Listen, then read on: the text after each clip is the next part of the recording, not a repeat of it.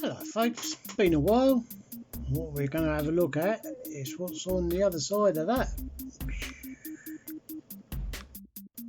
So, what do we have here today? Well, unusually, we have a box. Let's see what's inside.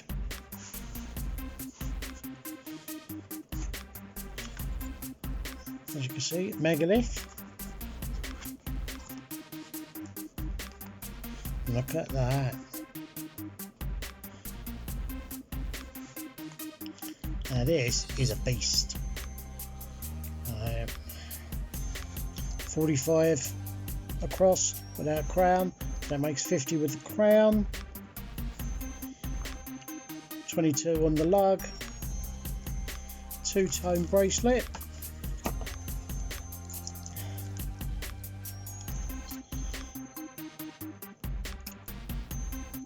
Keeper, clasp type, as you can see.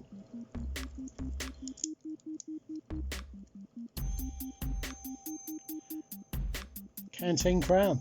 Look at this. Look at this Canteen crown. That's when it decides to focus. You get. There you go.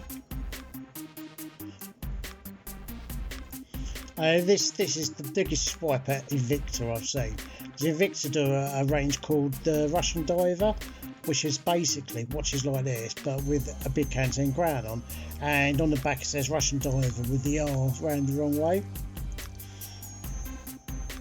Monogrammed second hand, red dip tip. As you can see, it's got his signature logo at the top at the 12 mark. Clicky bezel, awful bezel, awful, I mean awful, look at that, it's very loose at the bottom, which is a real shame because actually the bezel itself is actually quite nicely finished. Bright gold coloured Canteen crown and keeper. Brush gold and silver two-tone bracelet.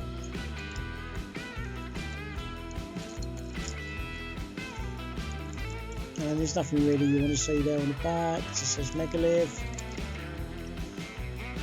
It's very clean. I mean, if it wasn't for the bezel being such a piece of crap, like, you know. Well, let's have a look at the loom, shall we? Give me a second. So I'm still here, folks.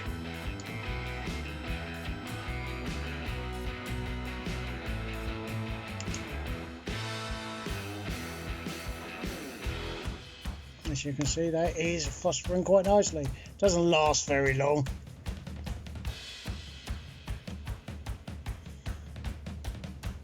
No, you've got a loom dot at the top.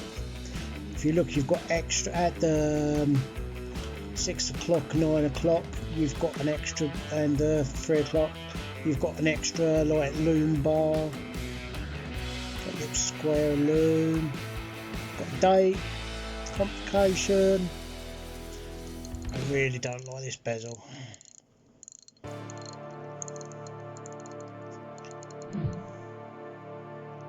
It's like, what a shame. There it is.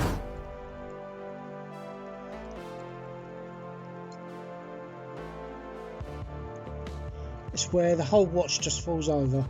Now this costs £24 off of AliExpress. It's got, I do believe, a Seiko quartz movement in it. Or SII quartz movement. Solid links.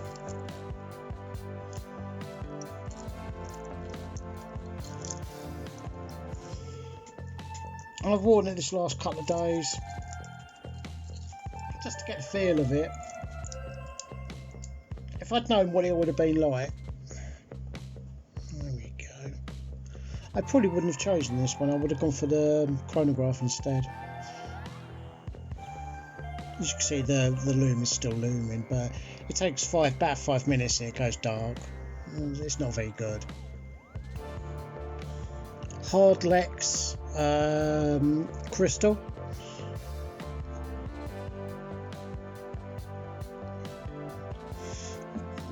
So, you know, I mean, it's got gold on the markers, it's got gold around the hands on the markers, around the second, you know, it is a very nice looking watch. It's very cosmetic, nice looking watch. So, there you go. We'll go to the up view and we'll talk some more up there. So, here's the up view of it. As you can see, it is a bloody big watch. It really is, you know. It's got a lot of presence. Would I recommend this? I don't know. You know, that bezel, which is very clicky, you can actually hear it like rattling. See? That's a game changer, like, you know, because like when you know, moving your hands and that, you can actually hear it, like, you know, rattling. Overall, its look, it's very good. It's a nice Pepsi bezel insert. It's got a nice lume pip on it. I do like the Canteen crown. I love Canteen crowns. But again, this has been stylised as a diver's watch. What the heck, 3 atmospheres? I mean, you know, that's 30 foot. It's nothing. You know, damp day. And that's where, like, you know, I mean, for the sake of, like, you know, they could really, really do something, you know. They could be Invicta bashers if it weren't for that. Invicta watches, very similar in construction and design, 100, what's it, 10 bar or like, you know, 100 meters as standard. It's not good enough. It came with in the box. I mean, I've shown you the papers in other videos. Like, it does come with a few bits and pieces in there. Like, it did come with another one of these soppy little tools.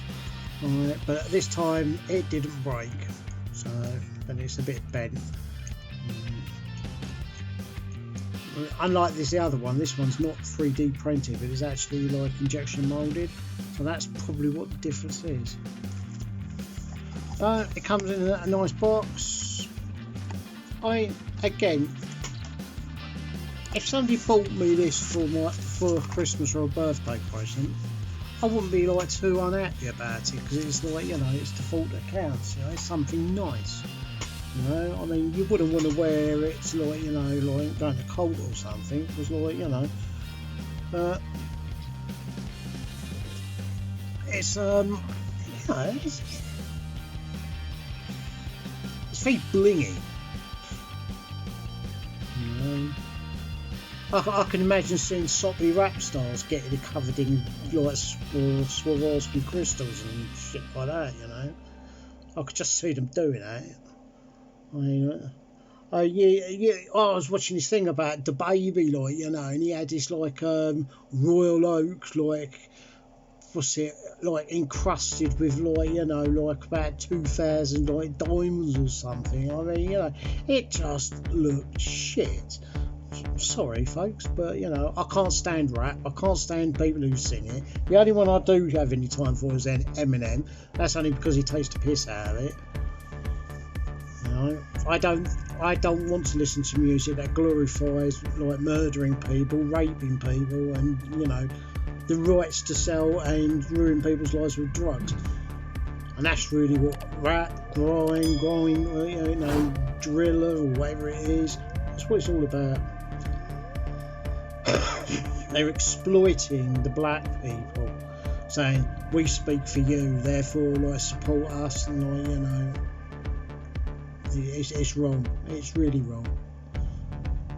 You know, if you want the music of injustice, ska and rocksteady, they were the songs being sung but the British oppression of like Jamaica, the gang warfare in Jamaica, like, you know, I mean, the unfair actions of some of the police over there, you know, that was the real music of injustice. And then when the new wave mod revival came along and the skinhead revival came along, the specials led again with the two-tone. That two-tone became the music of injustice against people like Thatcher and Ronald Reagan, because you know they were a pair of bastards. It's got quite a nice bevel to the edge of the crystal. So there you go. I didn't show this in the other one, but I'll show it here now. This, it says there, it's a quartz. Right, if you can see there, just under the minute hand, it says quartz. Right. It's not. It is a mechanical in there. Somebody's put a 2609 Rakita movement, mechanical movement into it. And after I just gave it a bit of an oil, it started working brilliantly. So more good news. Where are you?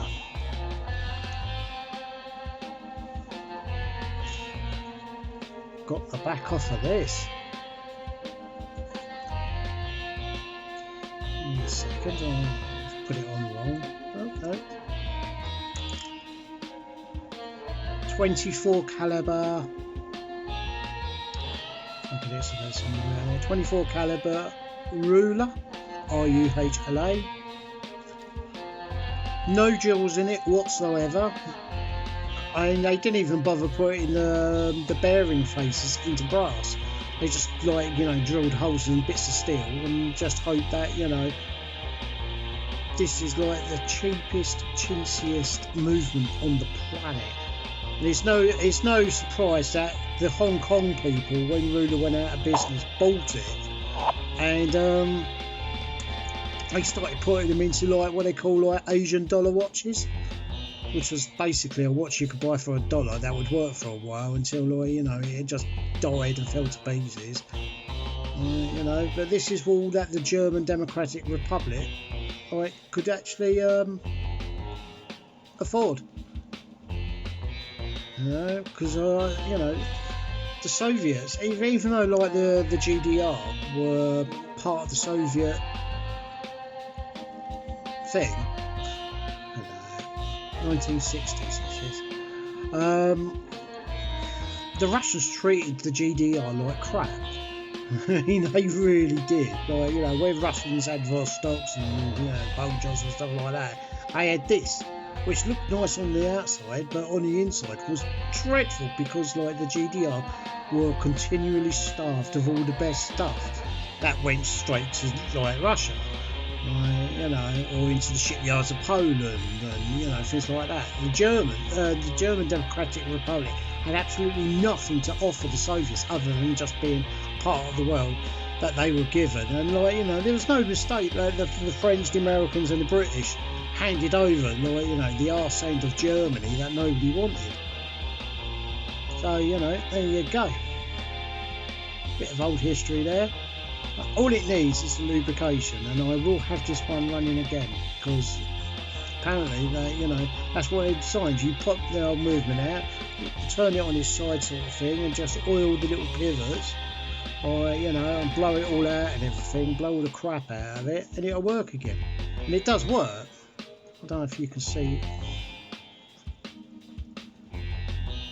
There you go, you can see the second hand's oscillating.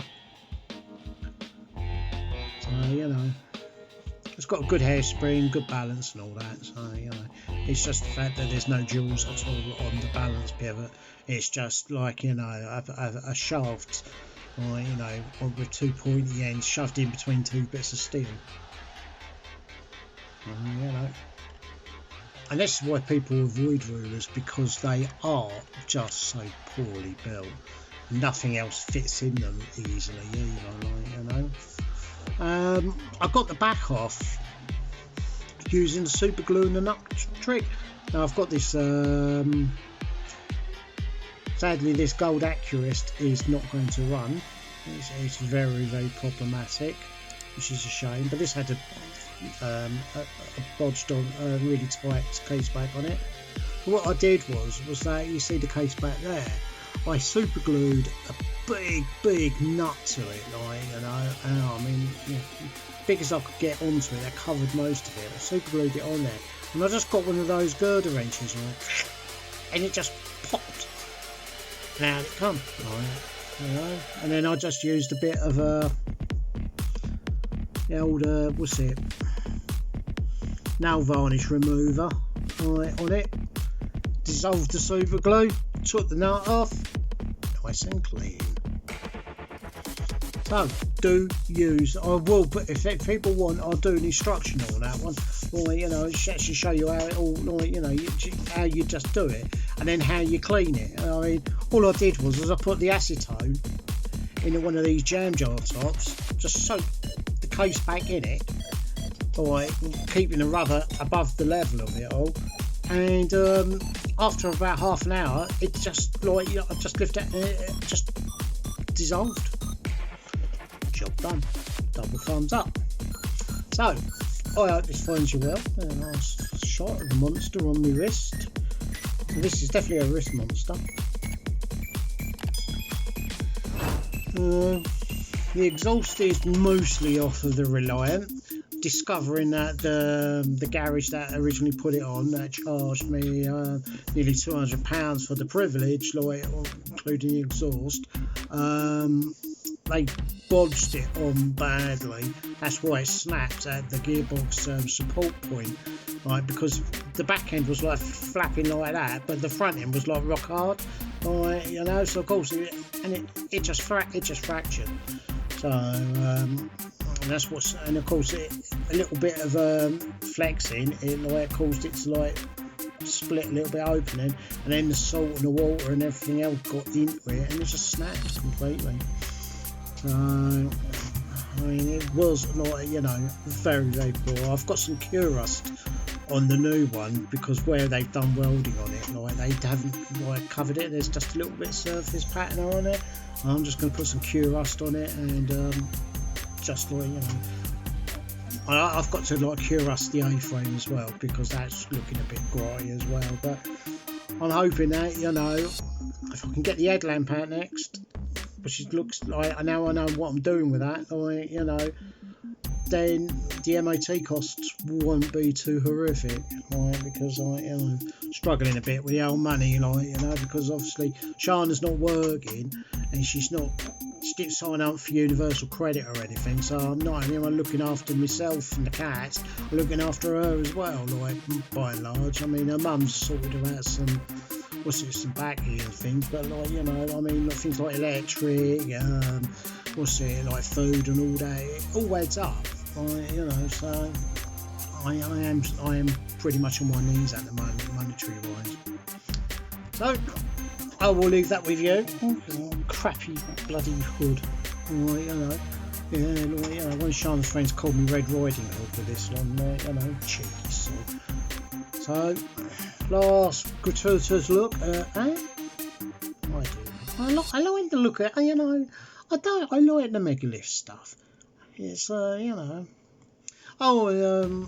sad news today, Spencer Davis, like, you know, like, what's it, mod god from the 60s, like, you know, and like some of his songs became, you know, quite famous thanks to the Blues Brothers again, like, you know.